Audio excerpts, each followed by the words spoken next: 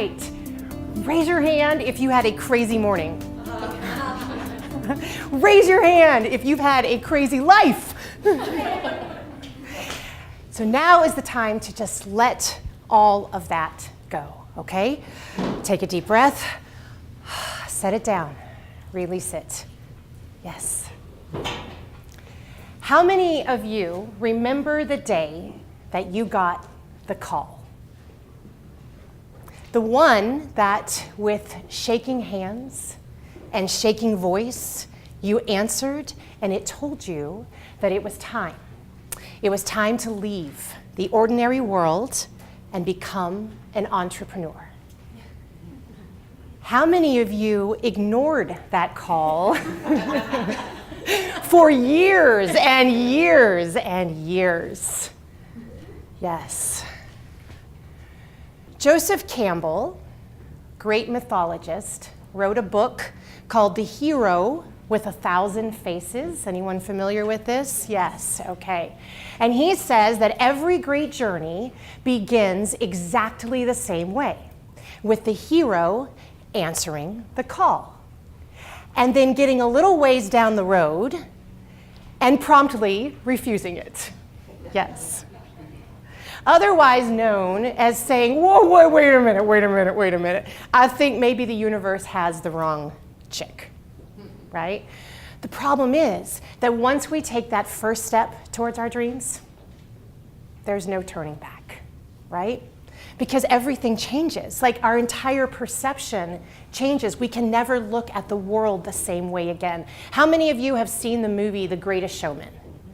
The best entrepreneur's journey story ever. I want to read to you the lyrics of one of my favorite songs from that movie. I'd sing it for you, but I haven't had enough coffee yet. And then I will sing. No, I'm just kidding. I have some. I'm still not going to sing for you, Becky. You stumble through your days. You got your head hung low, your sky's a shade of gray, like a zombie in a maze. You're asleep inside, but you can shake awake. The sun is up and the color's blinding. Take the world and redefine it. Leave behind your narrow mind and you'll never be the same. Does this resonate with anyone? Your own journey? Yeah. So leaving behind the ordinary world, otherwise known as the place with the guaranteed paycheck, I remember that place. It's terrifying, right? But never fear, it is at this point in our journey that we are given mentors, right? Think Gandalf and the Hobbit. And the beautiful thing is that we get to switch roles, right, throughout our lives. So some of you right now are Gandalf, and how many of you are currently Bilbo Baggins? I would imagine that we've all played that role for each other here in this room in many different ways, yes? Your mentors give you the tools that you are going to need for the most difficult part of your journey, called tests and trials. This is when we have to fight our dragons, right? Also known as angry clients, people who want money like right now, sullen employees. And not to mention, y'all, that while you're out there fighting those dragons, right? Slaying those paychecks, fending off the unhappy clients and the sullen employees, you are holding on to a lot of baggage, right? All that stuff that you just had to bring with you or afraid to let go of or you picked up somewhere along your journey, right? Because that's what we're on. We're on a journey and you better pack. The funny thing is that baggage has two meanings, right? It either means you're going places or honey, you ain't going anywhere very fast if you don't let go of some of that, right? So we faced our tests, our trials, battle our dragons, holding on to our baggage. This is the period that Joseph Campbell calls the cave. I call it the box of wine, a night phase. Yes. And after an undetermined amount of time and an undetermined amount of boxes, we emerge from the cave with the lessons that we have learned and the wisdom that we are going to bring back to the ordinary world, right? And that's when we get to become the mentor and share with other people. And I stand before you today as a person who is back from my very own cave. But don't think that I've got it made, because guess what? The moment that you repeat the cycle or you finish the cycle, guess what? It starts all over again. We just keep leveling up, right? I liken life and owning a business to playing a video game, right? It's like you nail one level and then you just keep going. And I just don't know yet that there is an ending. Here is the hero's journey if anyone's curious afterwards. I think it's really fascinating, and you can definitely relate it to almost any situation that you've been in your life. Where I find great comfort in it is seeing where I am on the journey and knowing what's ahead of me. Right? And also feeling great comfort that we are all sharing one universal story, one monomyth. We're all on the exact same journey, just at different parts concurrently. Does that make sense? Okay. So I started my own journey with nothing but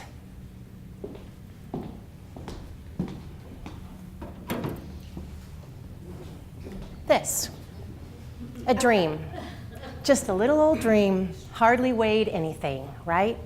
All that was in here was my hopes, my aspirations, and my desires to make a difference in the world. This dream sat on the back seat of my car for 5 years. For 5 years, as I drove every single day to a job that I hated.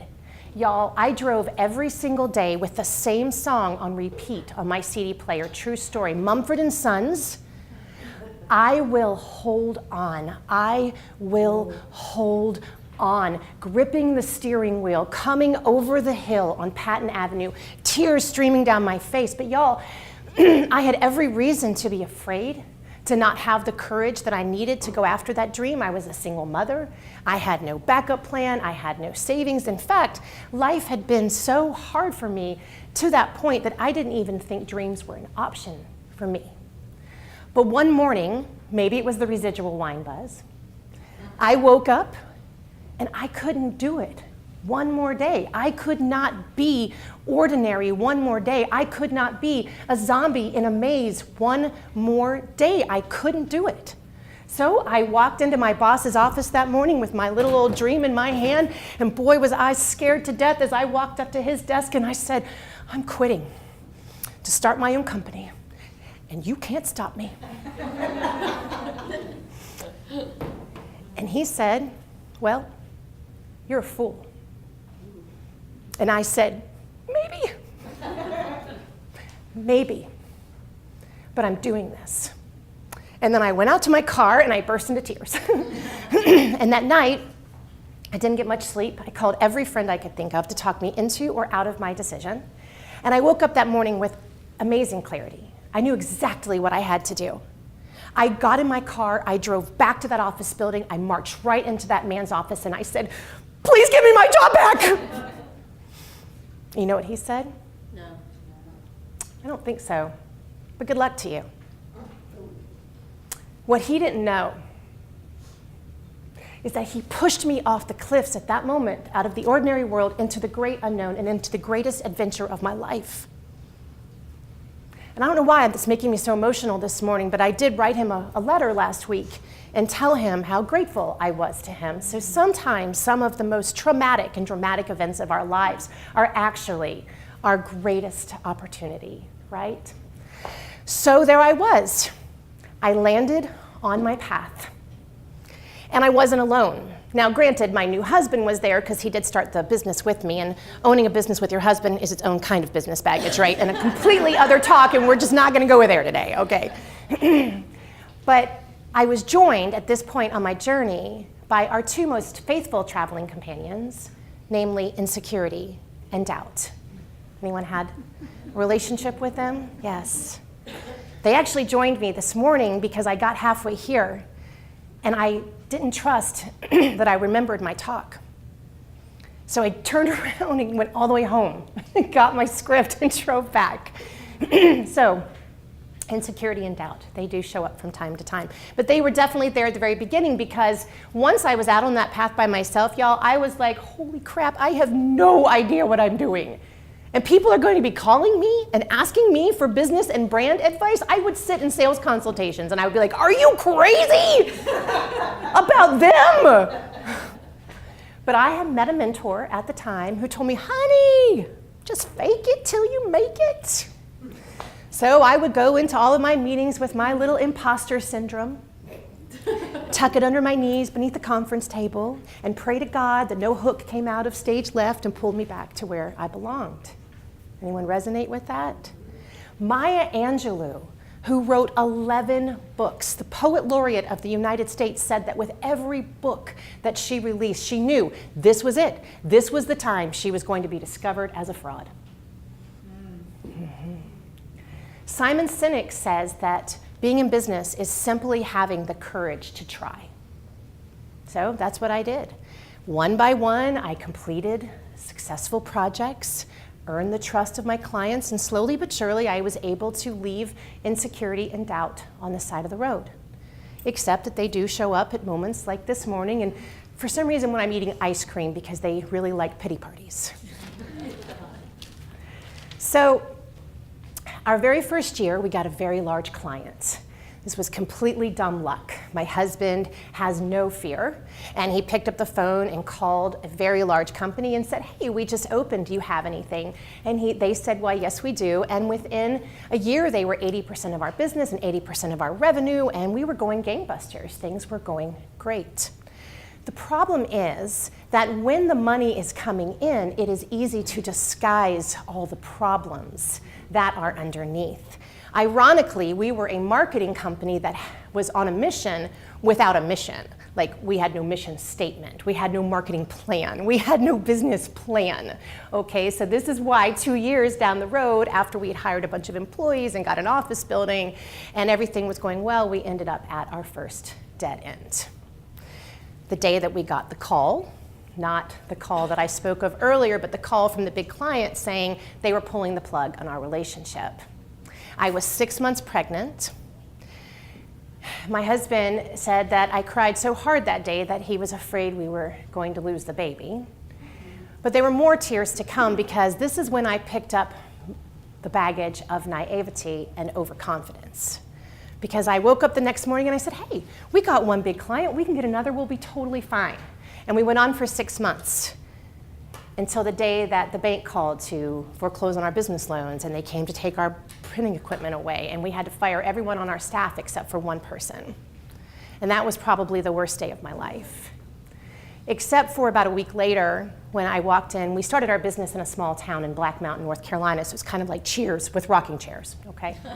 I walked into my daughter's school to have lunch with her, and a little boy pointed at me from across the cafeteria, and he said, hey, that's the woman who fired my mommy. Whew, yeah, and all the kids were like, that was a bad day.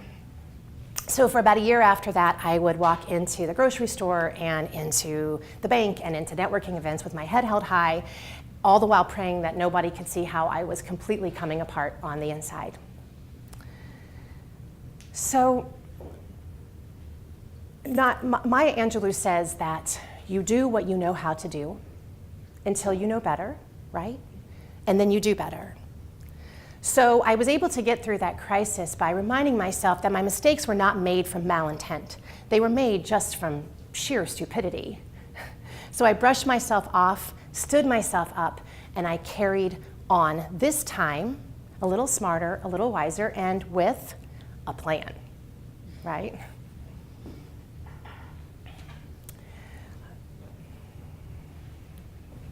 My plan is right here.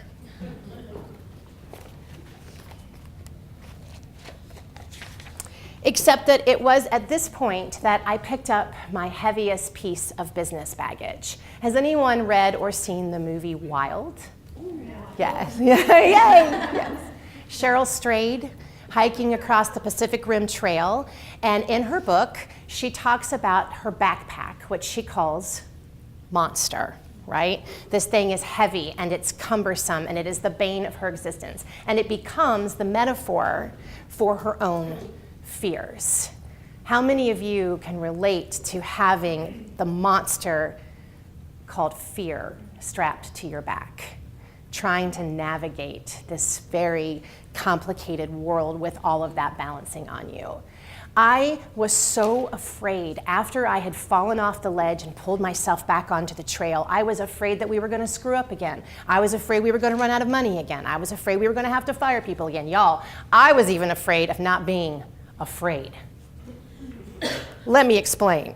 Because the moment that you get too comfortable, the moment that you settle in and say, I got this, life says, whoa there, Missy. Hold on just a minute. I spent the next couple of years just kind of, looking over my shoulder, waiting for the next crisis to arrive. And I was sure I could see it like a storm coming on the horizon.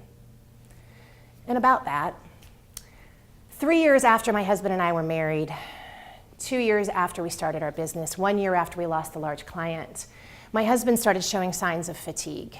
He got terrible headaches. He would have to sit down when we were out shopping. I thought that he was just really taking our business failure very hard. And boy, did I feel like a jerk when he finally went to the doctor and we found out that he had bone marrow cancer in 80% of his bone marrow.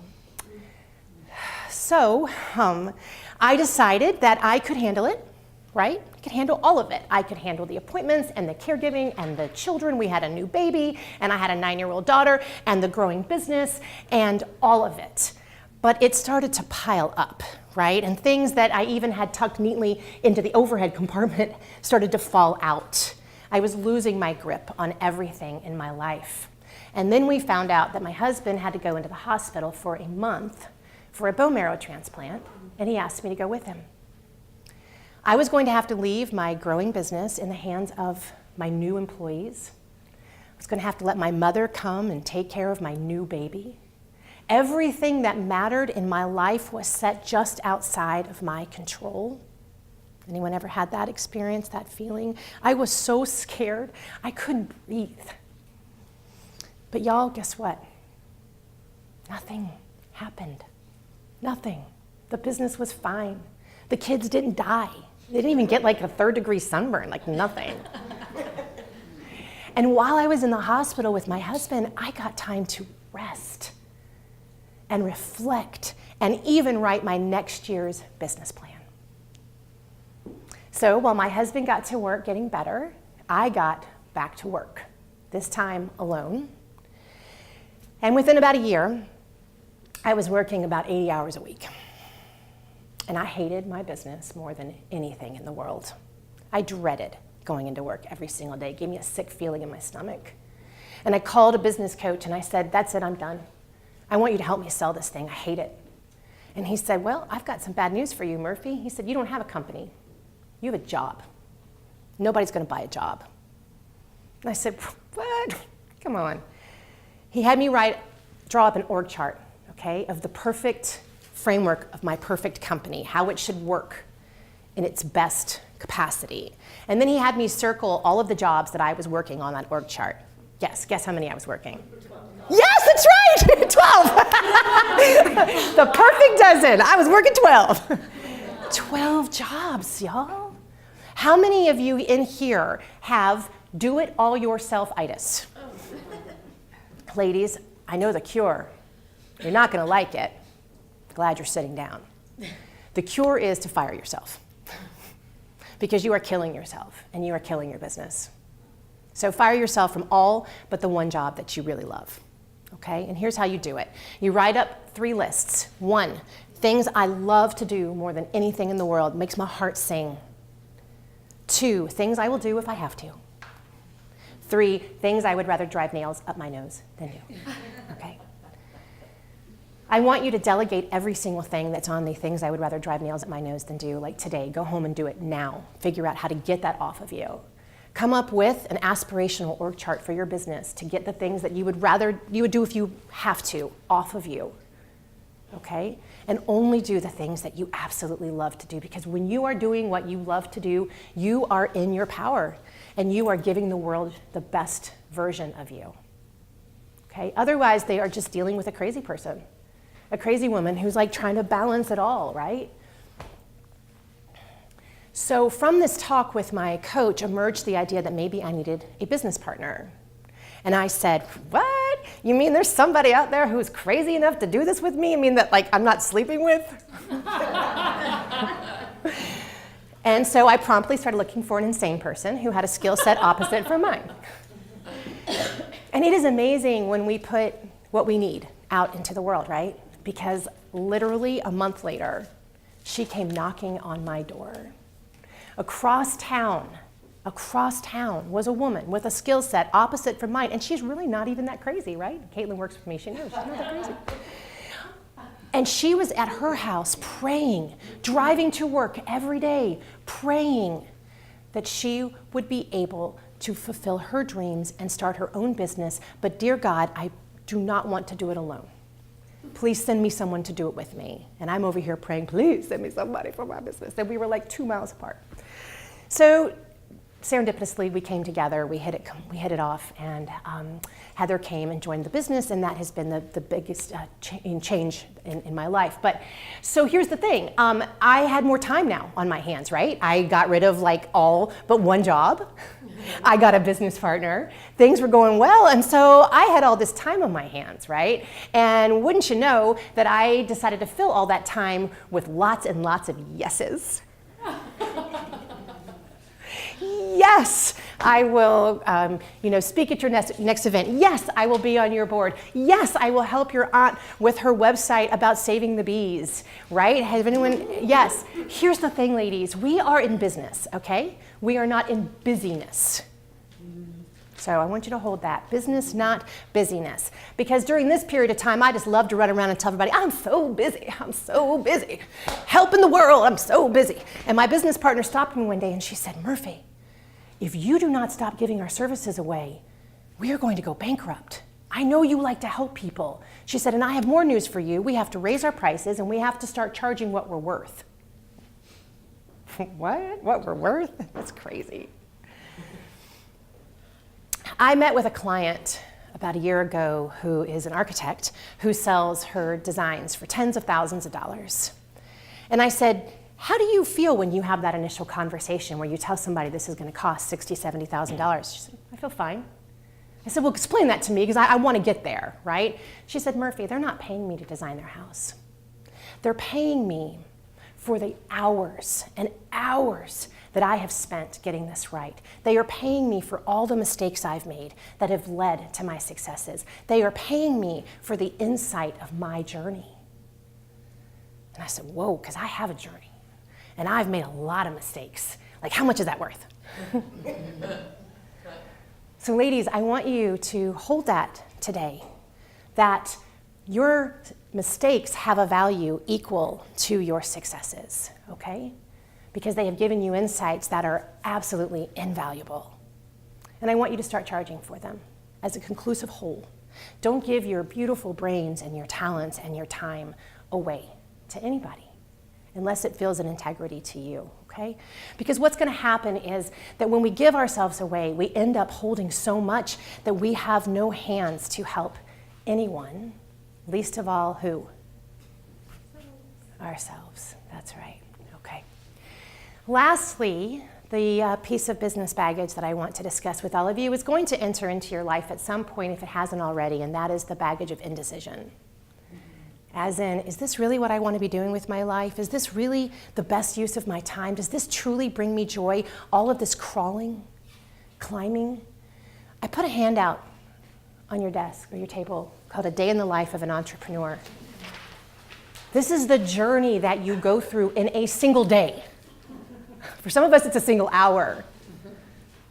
Here, do you need one? Is there an extra one, extra handout? Oh, thank you, Caitlin. Thanks, Caitlin.